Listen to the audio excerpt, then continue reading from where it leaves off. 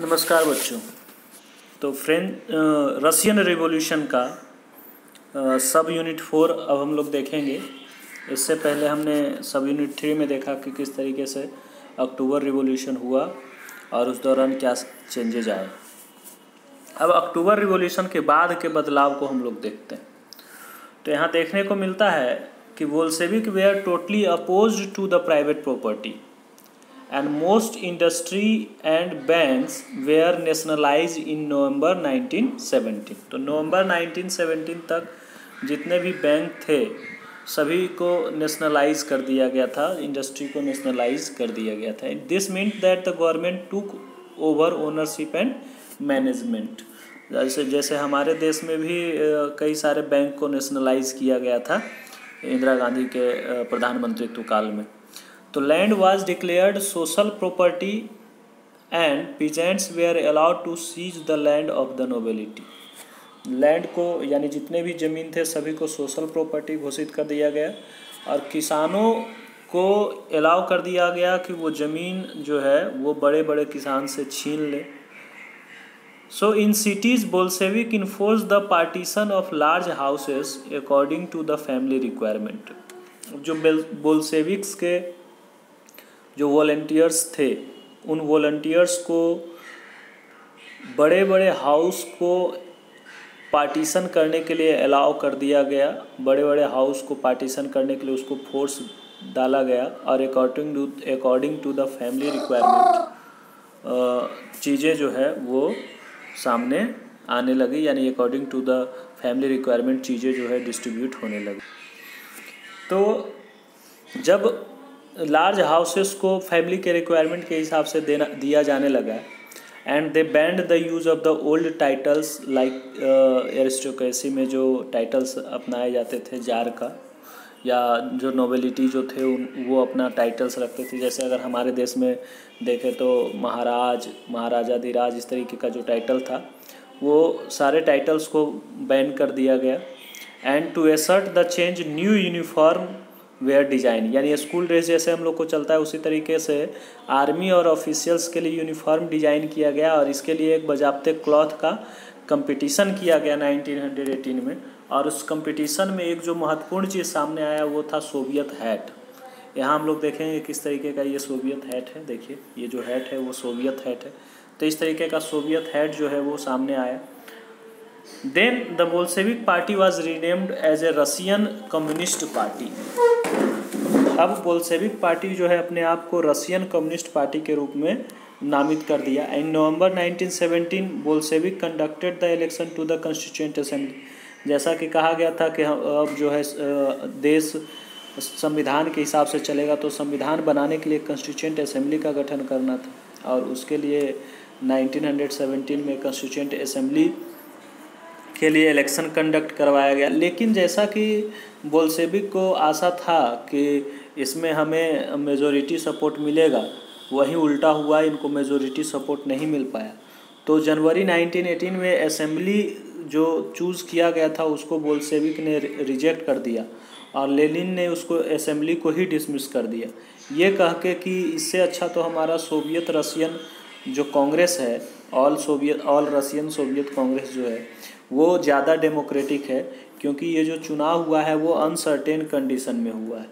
तो in March 1918 despite opposition by their political allies the Bolshevik made peace with Germany and Brest Litovsk. तो Germany से bread लिटबोस्क में एक समझौता हुआ और इसके आधार पे अपोजिशन के काफ़ी सारे अपोजिट के बावजूद, विरोध के बावजूद ये जर्मनी से एक समझौता हो गया और शांति समझौता ब्रेट लिटबोस्क में किया गया। तो in the year that followed the Bolshevik become the only party to participate in the election, यानी कि सिर्फ अब बोल्शेविक पार्टी ही इलेक्शन में पार्टिसिपेट कर सकती थी। All Russian Congress of the Soviet which became parliament of the country, अब जो पहले ड्यूमा हुआ करता था उसका जगह ले लिया all Russian Congress of Soviet and Russia become the one party system state. अब यहाँ सिंगल पार्टी सिस्टम स्टेट ये बन गया। नाउ ट्रेड यूनियन, या फिर आप कह सकते हैं जितने भी तरह के जो अलग अलग ट्रेड यूनियन अपने अपने कंपनी में बनाए जाते थे, सभी को ख़त्म कर दिया गया। उसके जगह पे एक सिंगल ट्रेड यूनियन बना और जो कि पार्टी के कंट्रोल में था। साथ ही साथ लोगों को कंट्रोल करने के लिए एक सीक्रेट पुलिस सर्विस भी बनाया गया, जो बाद में पहले इसको चेका के नाम से जाना जाता, बाद में इसको OGPU और NKVD के नाम से जाना गया।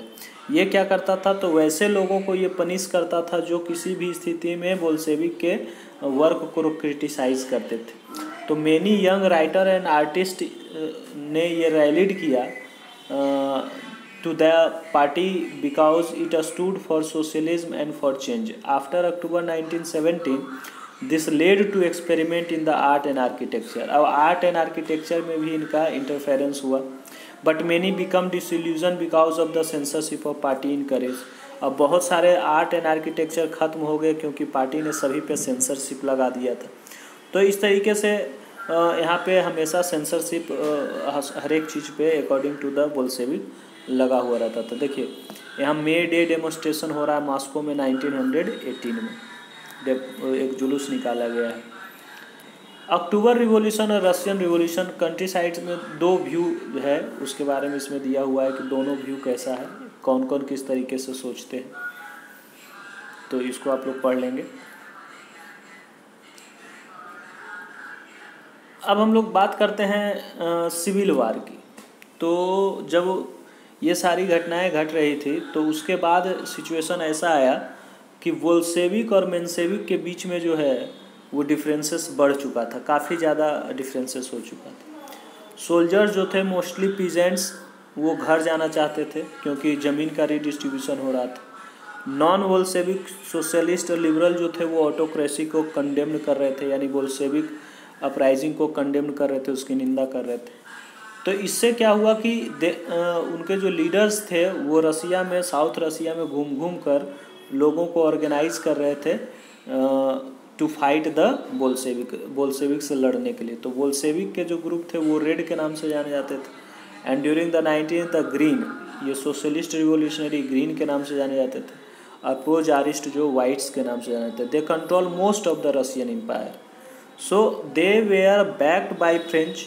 तो बोल्शेविक के अपोजिशन में इनको बैक्ड कौन कर रहे थे, यानी कि पीछे से सहारा कौन दे रहा था, तो ये इनको सहारा मिल रहा था फ्रांस, अमेरिका, ब्रिटिश और जापानीज ट्रूप के द्वारा, जो चाहते थे कि बोल्शेविक धीरे धीरे ख़त्म हो जाए, क्योंकि उनका काफ़ी जो ग्रोथ ऑफ सोशलिज्म था रसिया में उससे वो काफ़ी चिंतित थे।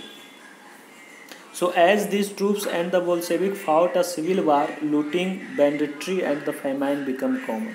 तो बोल्शेविक का एक जो शासन चल रहा था उस दौरान सिविल वार हुआ, जिसमें लूटिंग, बैंडिट्री, फेमाइन, ये सारे चीज़ें कॉमन हो गई थी। और जो प्राइवेट प्रॉपर्टी के सपोर्टर्स थे उनमें भी ये चीज़ देखने को मिला कि किसानों को उन्होंने काफ़ी तंग किया और किसानों से वो ज़मीन छीन लिया। तो किसान जो थे वो किसी तरफ के नहीं रह पाए थे। Such action led to the loss of popular support of non Bolshevik. तो जो नॉन बोल्शेविक को सपोर्ट मिलना चाहिए था किसानों के साथ इस तरीके का जब व्यवहार हुआ, उनसे ज़मीन जब छीन लेगी, तो नॉन बोल्शेविक की तरफ उनका सपोर्ट खत्म हो गया। जनवरी 1920 आते आते बोल्शेविक ने लगभग पूरे रसिया को कंट्रोल कर लिया था। अब बोल्शेविक के द्वारा भी कई सारे गलत कार्य किए गए। जो नॉन रशियन रिवोल्यूशनिस्ट थे या जो जैदिस्ट थे, उनको रशियन कॉलोनिस्ट यानी कि बोल्शेविक के द्वारा they did not cooperate work were Russian colonist themselves turn Bolshevik. अगर खीवा सेंट्रल एशिया की बात करें तो बोल्शेविक कॉलोनिस्ट में जो बोल्शेविक के द्वारा कार्य किया गया, उसने बहुत बड़ा मैसकर किया, यानी कि नरसंहार किया on the name of defending socialism. Socialism को साथ रखते हुए सोशलिज्म के नाम पर लोगों को मारना शुरू कर दिया। And in this situation many were confused about that Bolshevik government. Confuse हो गए लोग कि बोल्शेविक को सपोर्ट करें कि मेंशेविक को सपोर्ट करें। Then partly to remedy this most non Russian nationalist were given the political autonomy. तो जल्द ही एक रास्ता निकाला गया कि जितने भी सोवियत यूनियंस बनाए गए थे सभी सोवियत यूनियंस को एक ग्रुप में रखा गया और उस ग्रुप का नाम दिया गया USSR.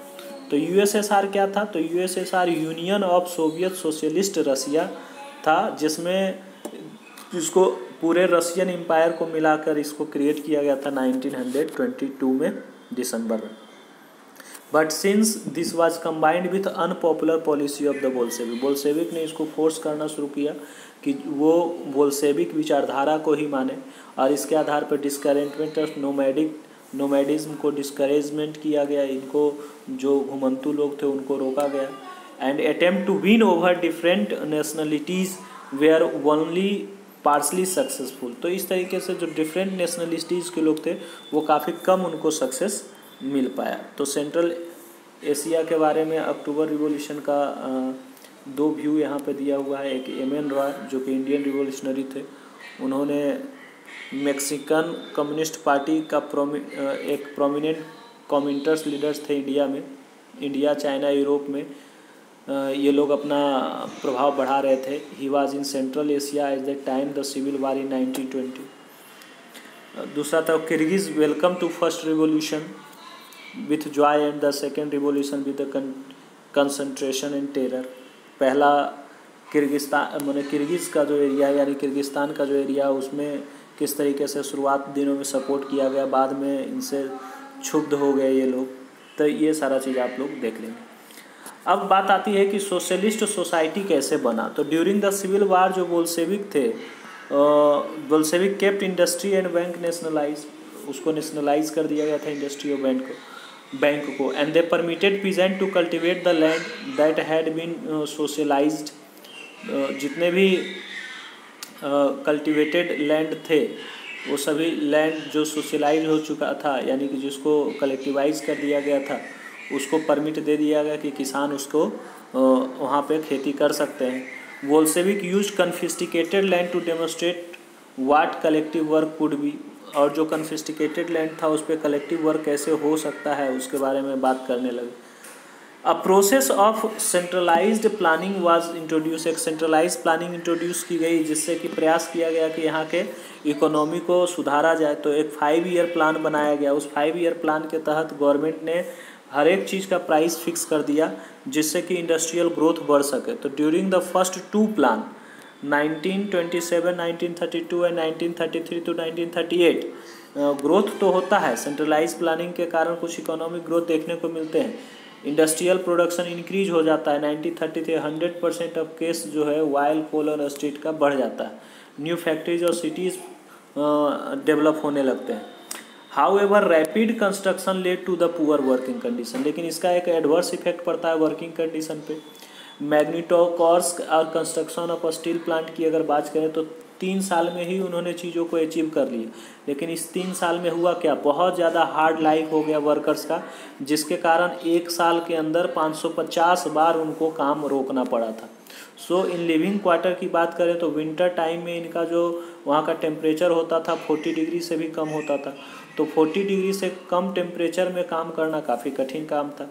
So people had to climb down from the 4th floor. अब इसकी बात करें तो शौचालय के लिए, टॉयलेट के लिए ये लोग इतनी लंबी लाइन लगाते थे, जैसे नीचे से अगर शुरू करें तो 4थे महले तक पहुँच जाए। तो एक्सटेंडेड स्कूलिंग सिस्टम डेवलप किया गया, अरेंजमेंट किया गया फैक्ट्री वर्कर के लिए, पीजेंट्स के लिए कि वो यूनिवर्सिटी और कॉलेजेस में कैसे जाएं। तो इसके लिए स्कूल इस्टेब्लिश किए गए। अब वैसे जो वर्किंग वीमेन थे जिनके पास नवजात शिशु था उसके लिए क्रेचेज यानी कि पालना घर का निर्माण करवाया गया, जहां वो अपने बच्चे को काम करने के जाने वक्त वो रख सके। लेकिन वहाँ भी फैसिलिटी कुछ अच्छी नहीं थी। Cheap public health care provided करने का काम किया गया। मॉडल लिविंग क्वार्टर बनाया गया वर्कर्स के लिए। And the effect of all this was uneven though since the government resources were limited. तो ये सारी चीज़ें की गई गवर्नमेंट रिसोर्सेज लिमिटेड होने के बावजूद। तो यहाँ देखिए एक एक करके ये क्रेचेस का स्कूल का दिया हुआ है, सोवियत रशियन स्कूल का। ये वर्कर्स का एक दिया हुआ है पिक्चर। उसके बाद यहाँ देखिए एक फैक्ट्री का लिविंग हॉल का पिक्चर दिया हुआ है। आजकल हम लोग देखते होंगे जो बड़े बड़े ऑटोमोबाइल सेक्टर के कंपनी, उसमें खाने के लिए जो एक जगह व्यवस्था की गई है सबके लिए एक जैसा, वो भी सोशलिज्म से ही प्रभावित होकर किया गया है। तो dreams and reality of Soviet childhood 1933, एक व्यक्ति है जो अपने फैमिली को एक लेटर लिखता है, उसके बारे में यहाँ डिस्कस किया गया। अब इसी के तहत स्टालिन जो था उसने एक नया प्रोग्राम लाया, यानी कि लेनिन के मरने के बाद the period of the early planned economy was linked to the disaster and collectivisation of agriculture. So 1927-28 में सोवियत रसिया जो था काफ़ी acute problem of food grain supply का झेल रहा था। काफ़ी कम सप्लाई हो पा रहा था फूड ग्रेन का, और उसके पीछे एक रीज़न था कि गवर्नमेंट ने फिक्स प्राइस कर दिया था। जो पीजेंट्स जो थे वो अपना ग्रेन जो है वो उस फिक्स प्राइस पे बाज़ार में बेच नहीं रहे थे, वो इंतज़ार में थे कि कब कुछ ज़्यादा प्राइस होगा। तो स्टालिन जो था वो इस बात को समझ गया, and Stalin who headed the party after the death of Lenin introduce firm emergency measure, कुछ तत्काल इमरजेंसी मेजर अपनाया। इसके तहत जो वो मानता था कि कुछ ऐसे पीजेंट्स हैं जो कंट्री साइड में स्टॉक्स बना रहे हैं, यानी कि अनाजों का भंडारण कर रहे हैं हाइयर प्राइसेस के आशा में, तो उनको स्टॉप किया जाए और उसको कन्फिस्टिकेटेड किया जाए। इसके लिए उन्होंने क्या किया कि 1928 में पार्टी मेंबर को कंट्री साइड में भेजा, और उसके कुलक्स जो होते थे, यानी कि जो बड़े बड़े किसान होते थे, उनके घरों में, उनके स्टोर हाउस में रेड डलवाया और उसको मजबूर किया कि आप जाके अपने सामान को बाहर बेचें बाज़ार में जाकर सेम रेट पे। तो it was argued that the grain shortage were partly a small size of holding. तो ये तर्क दिया गया कि ग्रेन शॉर्टेज जो है वो स्मॉल साइज ऑफ होल्डिंग के कारण ऐसा हुआ है। After 1917 land has been given over to peasants, ज़मीन को पीजेंट्स के पास दे दिया गया था, and small size plant peasants farm could not be modernise. अब जो छोटे छोटे किसान थे वो अपने खेती के तरीके को बदल नहीं पाए थे, मॉडर्न फार्मिंग मेथड अपना नहीं रहे थे। तो to development of modern farm to run them along with industrial line machineries, industrial तरीके से उसको चलाने के लिए ज़रूरी था कि जो कुलक्स थे, यानी कि ज़मीन का जो मालिक था, उसको हटाया जाए और उससे ज़मीन छीन लिया जाए, और पीजेंट्स को ज़मीन से मुक्त कर दिया जाए। उसके जगह पे एक स्टेट कंट्रोल लार्ज फार्म बनाया जाए और उस स्टेट कंट्रोल लार्ज फार्म पे लोग खेती करें। तो what followed was the Stalin collectivisation programme. तो 1929 में पार्टी ने सभी पीजेंट्स को कल्टिवेट इन कलेक्टिव फॉर्म, यानी कि जो सरकार के द्वारा ज़मीन कब्जा लिया गया था या ज़मीन जो कलेक्शन कर लिया गया था एक जगह, उस पर किसानों को काम करने के लिए प्रेशर डाला जाने लगा। The bulk land of implemented were transferred to the ownership of collective farm. तो बहुत सारे ज़मीन को कलेक्टिव फार्म में बदल दिया गया। Peasants work on the land and the kolkhoz profit was shared. अब हुआ क्या कि किसान इस पे खेती करते थे और कोलखोज का जो एक्चुअल प्रॉफिट होता था वो प्रॉफिट सब में बांट दिया जाता था। Then enraged peasant resisted the authority and destroyed their livestock। इससे एक डाइवर्स इफेक्ट ये पड़ा कि जो लोग किसान पहले अपने खेती में लगे हुए थे और अपने जीवन यापन में जो वो बहुत सारे कैटल्स को पाला करते थे या फिर और भी अलग अलग तरह का कार्य किया करते थे, तो उनका जो अपना लाइव स्टॉक था वो ख़त्म हो गया। तो between 1929 to 1931 the number of cattles fell by one third से इनका जो नंबर ऑफ कैटल्स था वो घट गया। Those who resisted collectivization were severely punished, और जिसने भी कलेक्टिवाइजेशन को अपोज किया उसको सेवरली पनिश्ड किया गया। पनिशमेंट के तौर पे उनको क्या दिया गया, तो उनको या तो डिपोर्ट कर दिया गया, शहर से बाहर भेज दिया गया, और या फिर वैसे जगहों पे ले जाकर उनको रख दिया गया जहाँ पे उनको एक लेबर के रूप में काम करना पड़ता। तो so peasant argued that they were not rich and they were not against socialism. कुछ पीजेंट्स ने ये कहा कि वो सोशलिज्म के भी विरोधी नहीं है और ना ही वो अमीर है, तो उनको कुछ जो है वो राहत दी गई। क्या राहत दी गई, तो they merely did not want to work in collective farm for a variety of reason. कई कारणों से जो कलेक्टिव फार्म में करना नहीं चाहते थे, जो अमीर भी नहीं थे लेकिन वो सोशलिज्म के विरोधी भी नहीं थे। तो स्टालिन गवर्नमेंट ने कुछ वैसे लोगों को इंडिपेंडेंट कल्टीवेशन करने के अलाउ किया, लेकिन उनके साथ इनका ट्रीटमेंट जो था वो अनसिम्पैथिकली था, क्योंकि उन्होंने इनके पॉलिसी का विरोध किया था। तो in spite of collectivisation production did not increase immediately. अगर इस कलेक्टिवाइजेशन से कुछ खास चेंजेस नहीं आ पाया, in fact the bad harvest of 1930 to 33 led to one of the most devastating famine in Soviet history, over 4 million died. तो 1933 में जो वहाँ एक बहुत बड़ा फेमाइन आया था जिसमें लगभग 4 मिलियन लोग मर गए। तो इस तरीके से हम लोग देखते हैं कि कलेक्टिवाइजेशन का भी जो प्रोग्राम किया गया वो प्रोग्राम कुछ खास नहीं था। अब ऑफिशियल व्यू क्या था कलेक्टिवाइजेशन के प्रोग्राम को लेकर, उसको इसमें यहाँ पे ये डिस्कस किया गया।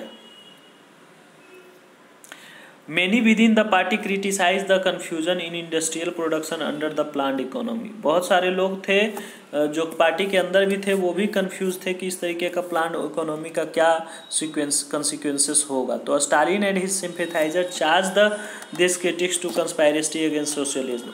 तो जो स्टालिन के जो सपोर्टर थे उन लोगों ने इन लोगों को पकड़ा, उस पर कंस्पायरेसी अगेंस्ट सोशलिज्म का चार्ज लगाया और इसके तहत उनको थ्रू आउट द कंट्री लगभग 1939 में 2 मिलियन लोगों को प्रिजन कर दिया गया या उनको लेबर कैंप में भेज दिया गया। तो इस तरीके से कई सारे इनोसेंट लोग थे जिनको पीट कर या अलग मतलब उसको परेशान करके ये कहलवाने पे, इनोसेंट व्यक्ति को ये कहलवाने पे मजबूर कर दिया गया कि वो क्राइम कर रहे थे, यानी कि फॉल्स कन्फेशन करने के लिए उनको टॉर्चर किया गया और उसके बाद उनको उसी फॉल्स कन्फेशन के आधार पे उनको एग्जीक्यूट कर दिया गया। तो कई सारे टैलेंटेड प्रोफेशनल्स थे इसमें जिनको अपना जान गंवाना पड़ा। तो एक पीजेंट्स के द्वारा लेटर लिखा गया है कलेक्टिव फार्म के ऊपर, जिसको आप इसमें पढ़ सकते हैं कि उस समय सिचुएशन क्या था। तो ये सारे सिचुएशन देखने के बाद हम लोगों को ये बात समझ में आनी चाहिए कि इसका ग्लोबल इन्फ्लुएंस क्या पड़ा रशियन रिवॉल्यूशन का। तो रशियन रिवॉल्यूशन का ग्लोबल इन्फ्लुएंस हम लोग को देखते हैं तो सबसे पहले तो ये देखते हैं कि एग्जिस्टिंग सोशलिस्ट पार्टी जो यूरोप में होती है वो did not wholly approve to the way of Bolshevik to power. तो वो पूरे तरीके से बोल्शेविक के पावर के मतलब पावर को अपने हाथ में लेने वाला जो ये घटना थे उसको अप्रूव्ड नहीं करते हैं, did not wholly approve to the way of Bolshevik to power. However the possibility of a worker state fired people imagination across the world. जबकि possibility of a worker state जो थी वो इमेजिनेशन जो है पूरे वर्ल्ड में फैला, लोगों के दिमाग में ये पहुंच गया। इन मेनी कंट्रीज जो कम्युनिस्ट पार्टी था उसका फॉर्मेशन किया गया और like the communist party of great Britain में भी कम्युनिस्ट पार्टी बना था। The Bolshevik encourage the colonial people to follow their experiment. Bolshevik चाहते थे कि उनके एक्सपेरिमेंट को जितने भी कॉलोनियल पीपल हैं यानी जो किसी न किसी कंट्री के अभी गुलाम चल रहे हैं वो भी इसको फॉलो करें। तो बहुत सारे नॉन रशियन फॉर्म जो है यूएसआर आउटसाइड जो फॉर्मेशन हुआ और यूएसएसआर उसमें पार्टिसिपेट करता था यानी उनको मदद करता था और कई सारे कॉन्फ्रेंस किए गए पीपल ऑफ ईस्ट 1920 में। और बोल्शेविक ने एक इंटरनेशनल यूनियन बनाया बोल्शेविक सोशलिस्ट पार्टी का और जिसके जो मेंबर होते थे वो कॉमिंटर्स होते थे और इस कॉमिंटर्स ने पूरे वर्ल्ड में बोल्शेविक के विचारधारा को बढ़ाने का काम किया यानी कि समाजवादी विचारधारा को बढ़ाने का काम किया। Some receive education in US as a communist university of the workers of the east के कुछ ऐसे वर्कर्स थे जो यूएसएसआर के द्वारा स्थित कम्युनिस्ट यूनिवर्सिटी में अपना पढ़ाई लिखाई करने के लिए आ गए। तो by the time of outbreak of second world war USSR given socialism as a global face and world stature. तो पूरे वर्ल्ड में सेकेंड वर्ल्ड वार के दौरान ये देखने को मिलता है कि सोशलिज्म को एक ग्लोबल फेस प्राप्त हो जाता है। तो एट बाय द 1950 इसके बावजूद 1950 तक हम देखें तो कंट्री का जो काम करने का स्टाइल था गवर्नमेंट का यूएसएसआर में was not keeping with the ideas of Russian revolution. तो रशियन रिवॉल्यूशन में जिस आइडियाज़ के साथ ये लोग जुटे थे समाजवाद की विचारधारा को बढ़ाने के लिए, सोशलिज्म की विचारधारा को बढ़ाने के लिए, अब उसके अनुसार ये काम नहीं कर रहे थे यूएसएसआर में। So in the world socialist movement too was recognise that all was not well in Soviet Union. यानी कि सबको पता चल गया कि सोवियत यूनियन में सब कुछ ठीक ठाक नहीं है। कहने का मतलब है कि एक बैकवर्ड कंट्री है जो एक ग्रेट पावर बन सकता है। इट्स इंडस्ट्री एंड एग्रीकल्चर है developed and poor being fade. Industry और एग्रीकल्चर डेवलप हो सकता है, गरीबों को खाना खिलाया सकता है, but it had denied the essential freedom it's citizen and carried out the development of project through repressive policy. तो जिस रिप्रेसिव पॉलिसी से डेवलपमेंट का काम किया जा रहा था उस रिप्रेसिव पॉलिसी के तहत इंडिविजुअल के फ्रीडम को यानी कि जो इंडिविजुअल का एसेंशियल फ्रीडम है सिटीजन का उसको आप कंप्लीट रूप से लागू नहीं कर सकते। तो बाय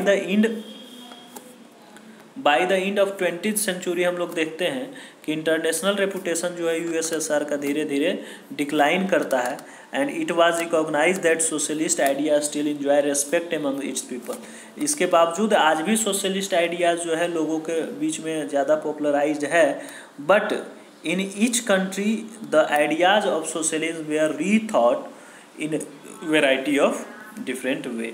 तो लेकिन कंट्री का जो अलग अलग कंट्री में जो सोशलिज्म का आइडिया प्रिवेल कर रहा है उसको अकॉर्डिंग टू द